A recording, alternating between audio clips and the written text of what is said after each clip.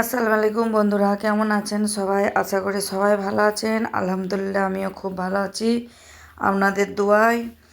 আজ একটা রান্নার রেসিপি নিয়ে চলে এলাম। চলুন রান্নাটা করে দেখাই আপনাদেরকে, আপনারা দেখতে থাকুন।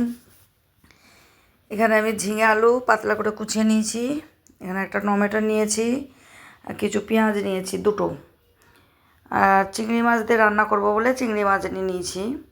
এখানে মশলা আছে আর নুন আছে। চলুন রান্নাটা এবার করি।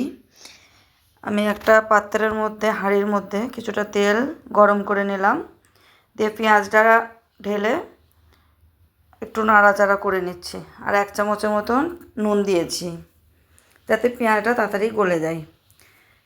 এরপরে টমেটোটাও দিয়ে দেবো, টমেটোটাও দিয়ে ভালো করে আবার নাড়াচাড়া করব। এবার ঝিঙে আলুটাও এখানে দিয়ে দেবো, ঝিঙে আলু দিয়ে দিলাম, দিয়ে আবার নাড়াচাড়া করবো আর একবার পেঁয়াজের সাথে কষিয়ে নিতে হবে।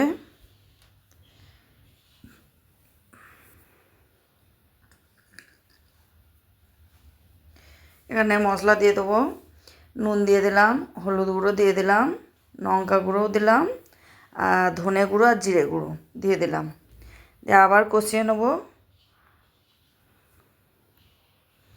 মশলাটা একটু ভালো করে কষাতে হবে, আর ঝিঙে থেকে পানিটাও বেরোবে। দেখুন কত পানি বেরিয়ে গেছে।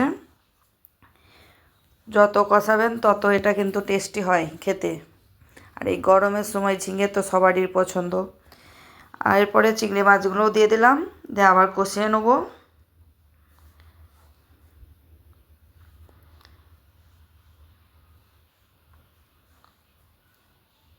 এরপরে এখানে 1 গ্লাস পানি দিয়ে দিলাম, ছোটো গ্লাসের 1 গ্লাস, খুব বেশি দেবো না কারণ এটা বেশি ঝোল হবে না, হালকা হালকা থাকবে মাখা মাখা মতন।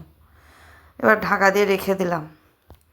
কিছুক্ষণ পরে ঢাকাটা খুলে দেখুন ঝোলটা তো খুবই হয়ে গেছে, মরে গেছে,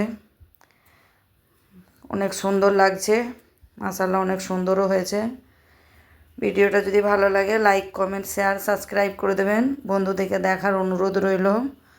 আল্লাহ হাফেজ।